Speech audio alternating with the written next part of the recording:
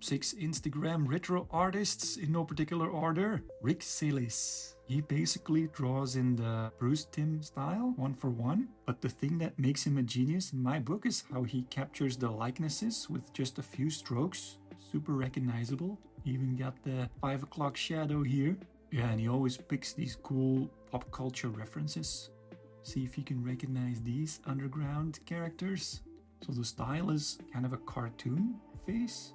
What makes it so cartoony is that you use the fill color and then darken it a little bit for the stroke. Here on the hair it's actually lightened for the stroke and then a little bit of black for some accents. So I'm gonna draw Highlander. I picked Christopher Lambert because he has that typical kind of a unibrow. By the way, I'd say 2020 was the heyday for artists on Instagram, and back then I was really hooked. See awesome fan art every day, get inspired, and then every Thursday I'd upload something and spin that endorphin roulette wheel of likes. But then, Reels came in and kind of took all the fun out of uploading art on Instagram. And silly little animations take a lot longer to make, and if they get crickets, that hurts a lot more. So, kind of miss the good old days on Instagram, but still a place to get inspired, I think.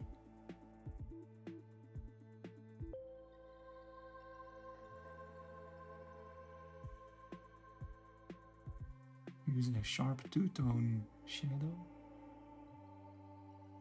Hair's a little lighter though.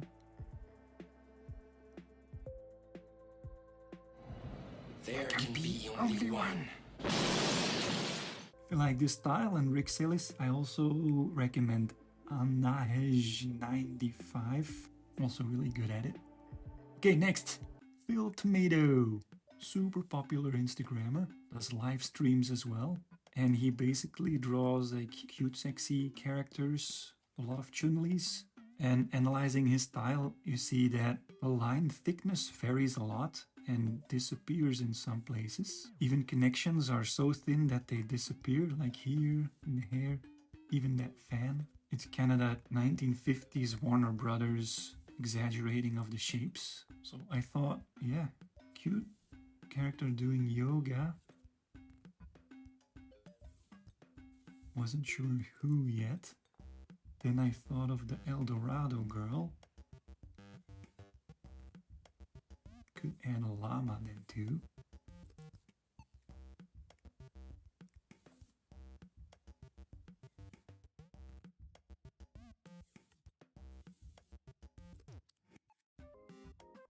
The curves are kind of as minimal as possible.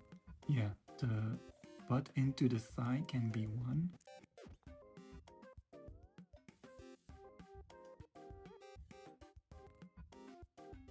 And sharp elbow is typical, and then the super smooth lines in the hair and the clothes. Yeah.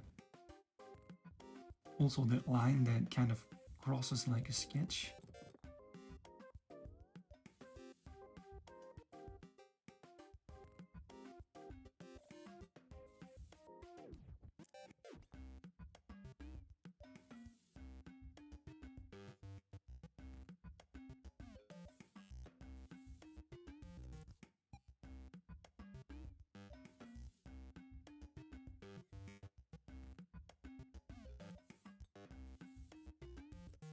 Keep the lines open.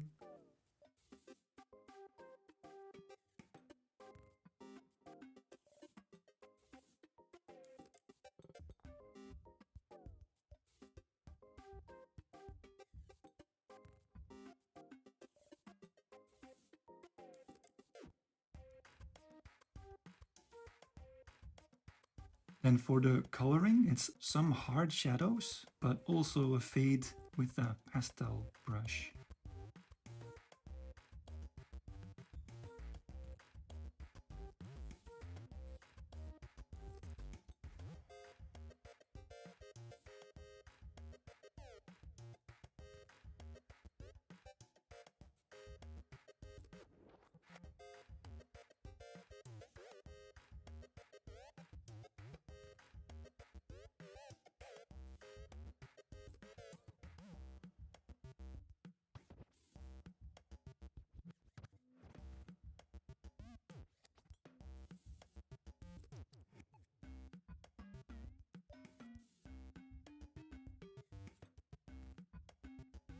Okay, I scrapped the llama.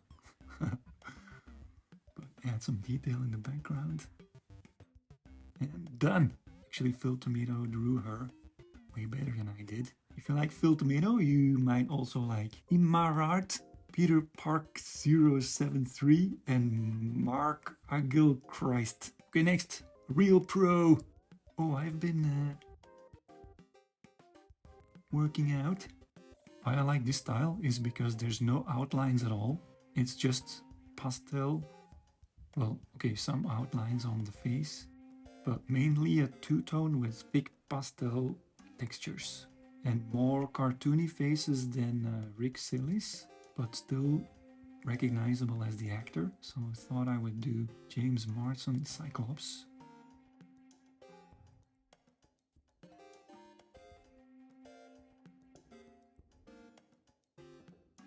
Yeah, here working with layers is useful.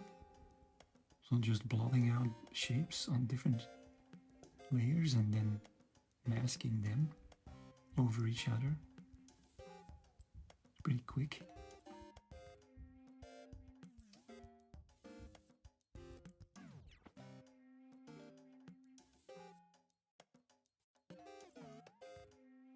Square fingers. Cheekbone is a bit tricky though. Okay, not as easy as it looks, but I like how the shadow on the pants worked out. If you like this style, you will also love Scatfay. And of course, they're all just copying Mary Blair, the original Disney concept artist. Okay, next, Bobby Jetpack. Does pop culture icons in kind of like a candy color. Also does cartoony stuff with outlines, graffiti vibe. For the realistic ones, he, I think, traces a picture because it's really close to the original, but this is like a cartoony version, really good. But I'm gonna try the tracing with Janet.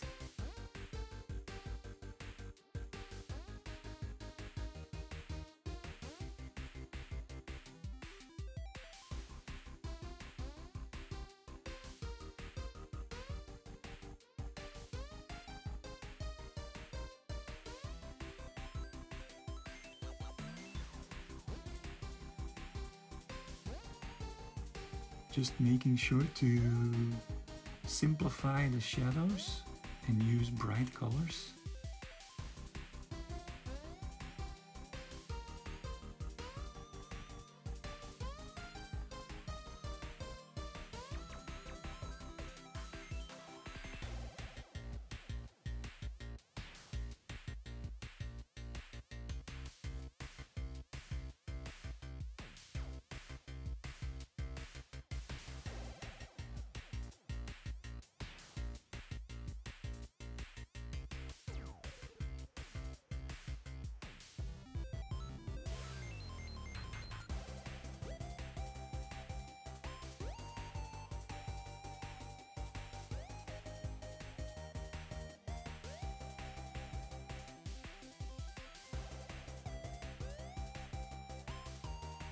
Outline is just putting a stroke on the layer.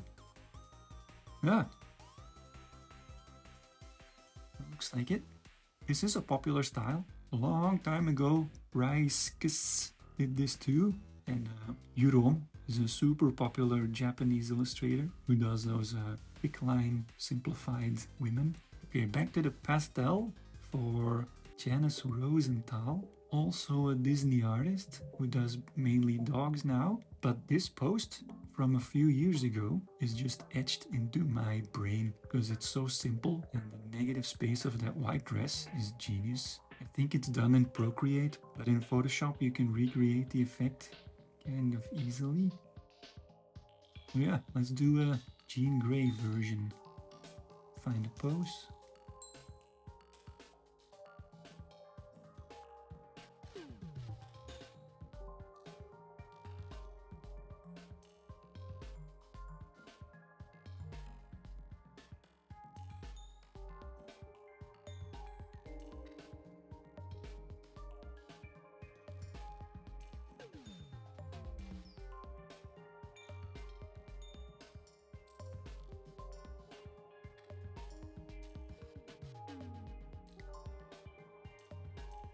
Same as before. Put every color on a separate layer.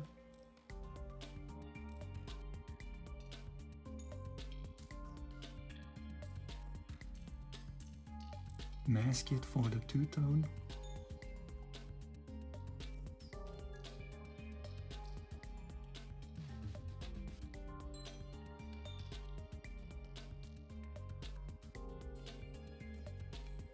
And yeah, pretty quick effect.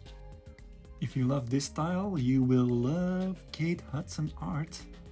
I made this She-Hulk version last year, actually better than what I did today. Last but not least, if you say retro, this guy, a man in a mask, has a brilliant concept. He takes real pictures and then he writes a Batman story around it, uses photo filters, so not really an illustrator. Like this Marlene Dietrich is a Zatanna, fits really well. And the Bobby Kennedy Harvey Kent is genius. Check out this Joker. Just find some footage, like for example the Hudsucker Proxy from the Coen brothers is instantly retroable with a few filters. Of course the Superman movies too. But I'm gonna make a newspaper headline, quick font search, and edit the New York Times from the 50s. Get this Man of Steel screenshot. Play with the contrast, add filters like some texture or noise.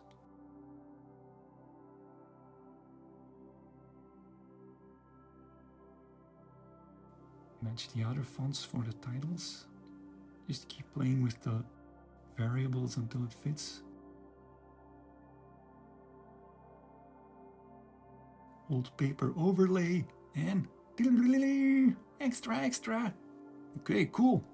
6 retro styles to learn from. Let me know in the comments if you know any other inspirational artists who work in these retro styles. Drop a like if you like this video. Check some of my other style challenges. And thanks for watching.